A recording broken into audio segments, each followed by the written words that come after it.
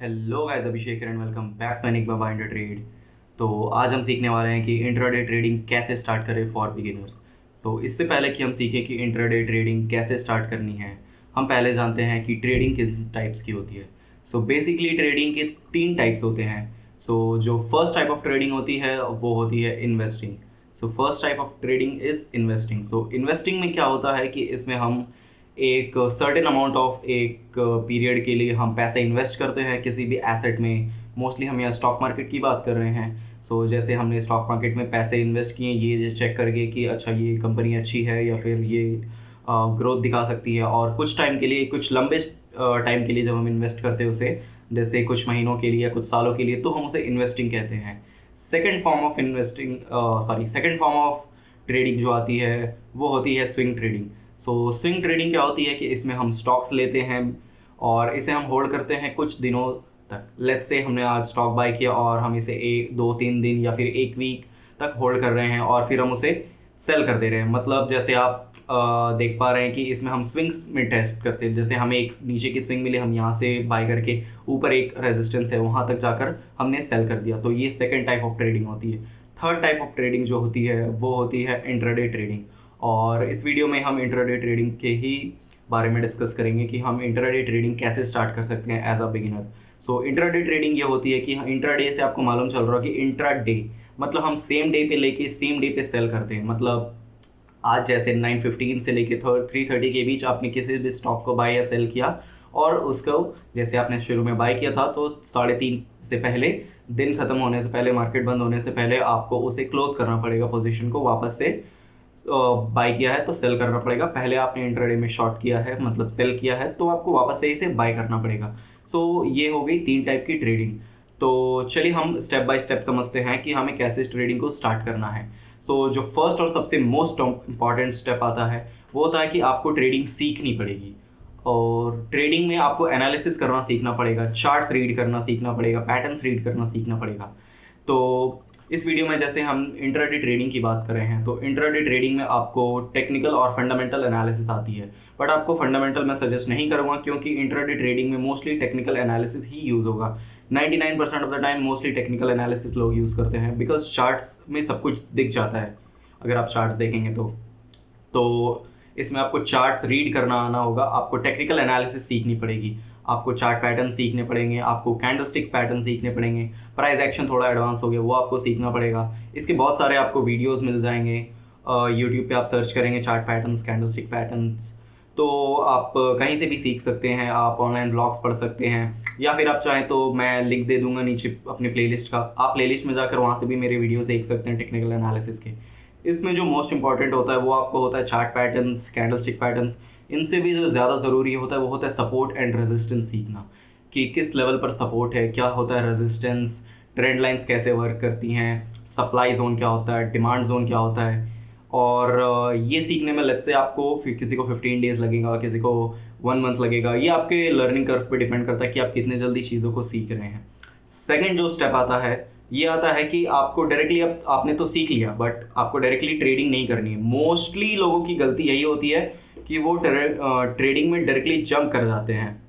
और बहुत सारे आपको वीडियोस मिलेंगे जिसमें वो आपको बताएंगे कि ठीक है आप ट्रेडिंग अगर आप सीख गए हैं तो आप डायरेक्ट ट्रेड कर लीजिए, बट अगर आपने वो किया तो आपका जो लर्निंग कर्व है, मतलब आपका जो बिगिनर से प्रॉफिटेबिलिटी में आने का जो कर्व है वो आपका लॉन्ग हो जाएगा क्योंकि आपने प्रैक्टिस ही नहीं की उस चीज़ की। तो सेकंड जो मोस्ट इंपॉर्टेंट चीज़ है वो है डेमो ट्रेडिंग। आपको एक डेमो अकाउंट में ट्रेडिंग करनी है। डेमो अकाउंट मेरे कहने का मतलब कि आपको लाइव ट्रेडिंग नहीं करनी है। बहुत सारे ऐसे प्लेटफॉर्म्स होते हैं जैसे मनी कंट्रोल भी है और स्टॉक ग्रो, या फिर आप पेपर ट्रेडिंग आप जानते होंगे। तो पेपर ट्रेडिंग ऐप लिखिएगा आप गूगल प्ले स्टोर में, उसमें आपको बहुत सारे ऐप्स मिल जाएंगे पेपर ट्रेडिंग के।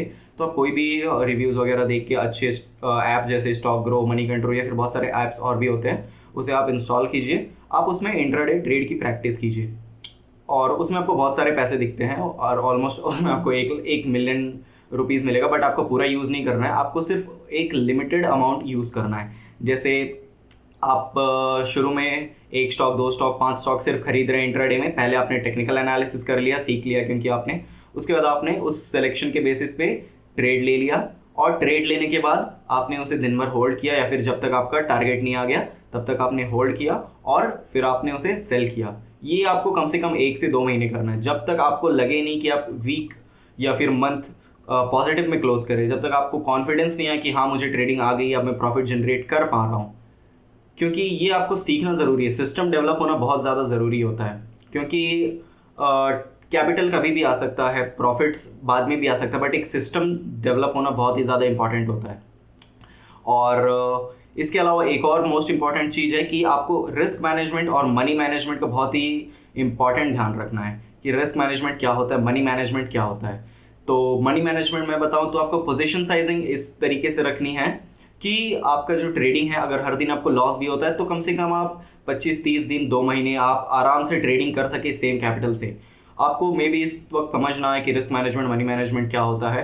उसके लिए मैं एक वीडियो लिंक कर दूंगा डिस्क्रिप्शन में रिस्क और मनी मैनेजमेंट का, वो ज़रूर देख लीजिए। क्योंकि 90% ट्रेडिंग में सेटअप्स नहीं होता, स्ट्रैटेजीज नहीं होती है, मोस्टली होती है 90% में साइकोलॉजी, रिस्क मैनेजमेंट और मनी मैनेजमेंट। तो इन तीन चीज़ों को सीखना बहुत ही ज़्यादा ज़रूरी है। तो हम थर्ड स्टेप की तरफ चलते हैं। आपने टेक्निकल एनालिसिस सीख लिया, आपने डेमो ट्रेडिंग कर ली 1 महीने 2 महीने। थर्ड जो मोस्ट इंपॉर्टेंट स्टेप है, जब आपको कॉन्फिडेंस फील हो तब आपको एक ट्रेडिंग अकाउंट ओपन करना है। तो कोई भी आप ब्रोकर के साथ ओपन कर सकते हैं। और अगर आपने अभी तक ट्रेडिंग अकाउंट ओपन नहीं किया है तो मैं डिस्क्रिप्शन में एक लिंक डाल देता हूँ, वहाँ से आप अपस्टॉक्स का ट्रेडिंग अकाउंट ओपन कर सकते हैं। बिल्कुल free of cost trading and demo account होता है। और ट्रेडिंग एंड डीमेट अकाउंट होता है। ट्रेडिंग एंड डीमेट अकाउंट जैसे ही आपका ओपन हो जाए तो इसमें आपको ट्रेडिंग अब डायरेक्टली फुल अमाउंट से नहीं करनी है। अब आपको क्या करनी है कि स्मॉल कैपिटल इन्वेस्ट करना है। मतलब कि स्मॉल कैपिटल उसमें फंडिंग डालनी है।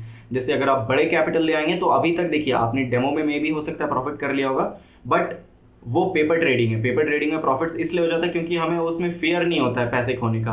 आप लॉस में आपको डर नहीं लगता कि हाँ ये मेरे पैसे, क्योंकि वो ओरिजिनल पैसे होते ही नहीं है। ठीक है। तो इसमें आपको एक छोटा कैपिटल लगाना है, इतना कैपिटल जितना आपको खोने से कोई डर ना लगे, आपको कोई फ़र्क ना पड़े।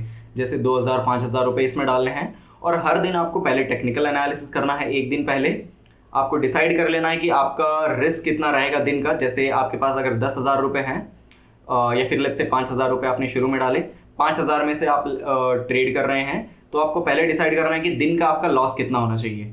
0.6, 0.7%, मैक्सिमम 1%, वो भी बहुत रेयर केस में होना चाहिए आपका दिन का एक स्टॉप लॉस। तो जितना कैपिटल आप यूज़ कर रहे हैं ट्रेडिंग में उसका 0.75% तक कोशिश कीजिए, 0.5 से 0.75 और मैक्सिमम 1% तक का लॉस हो आपका दिन का। और जितना आपका लॉस है, अगर उतना लॉस हो जाता है तो उसी दिन आपको ट्रेडिंग बंद कर देनी है। उस दिन की ट्रेडिंग बंद, सिस्टम बंद। और इसमें ट्रेडिंग में एक और चीज़ आपको नोट करना है कि आपको दिन के 2 से 3 ट्रेड से ज़्यादा नहीं लेने हैं, ओवर ट्रेडिंग नहीं करनी है।